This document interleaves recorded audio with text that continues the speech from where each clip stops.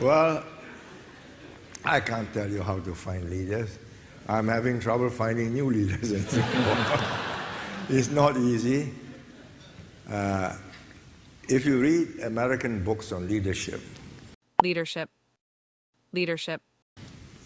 I went to Harvard once and I met 3 or 4 experts who teach lessons on leadership.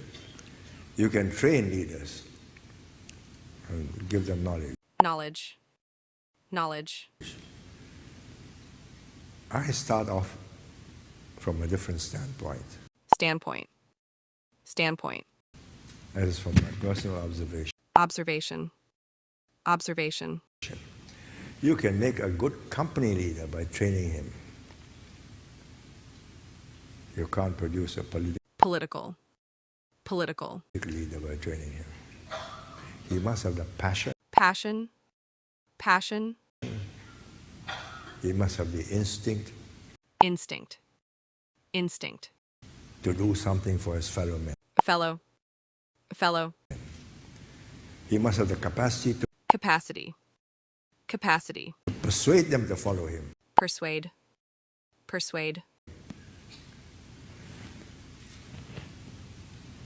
I went to a sheep farm once in Australia.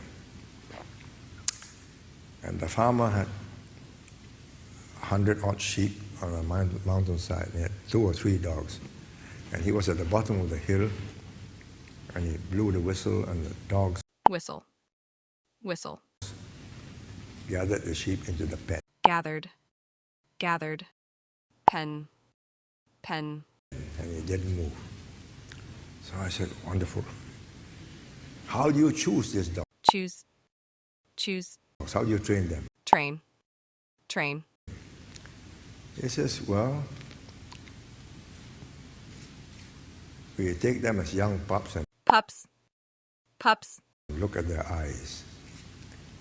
If they got good, strong eyes, and the sheep looks at the dog and is scared, then you got the starting point. But if he hasn't got the stamina, he hasn't got what it takes, that he will go with you thick and thin. Whole day, then drop him. Don't waste time. You train one who's is trainable. Strainable. The capacity is there. Capacity. It reminded me. Reminded. Of a TV Q&A I heard in New York one day. I was in the hotel listening to the program, and there was a man called Singer.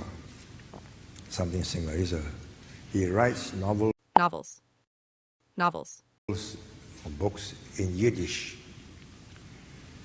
So the interviewer asked him, because he was teaching people how to be writers, says, can you teach a writer? He said, yes, provided he's got it in him to be a writer.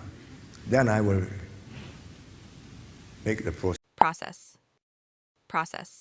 very short. But if he hasn't got it in him, then I'm wasting my time. So I subscribed to that school. Subscribed.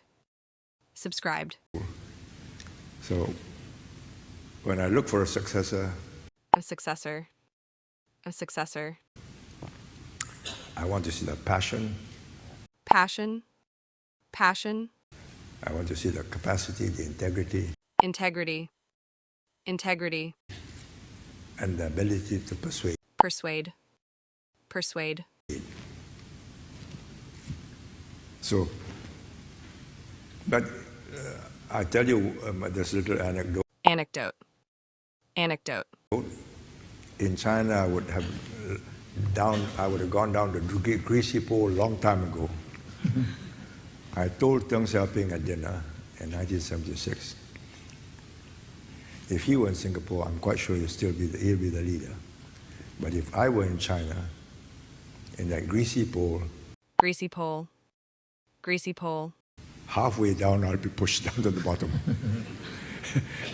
That's how fierce Fierce. Fierce. the elbows are Elbows.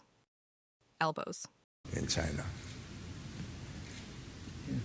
Thank you. And just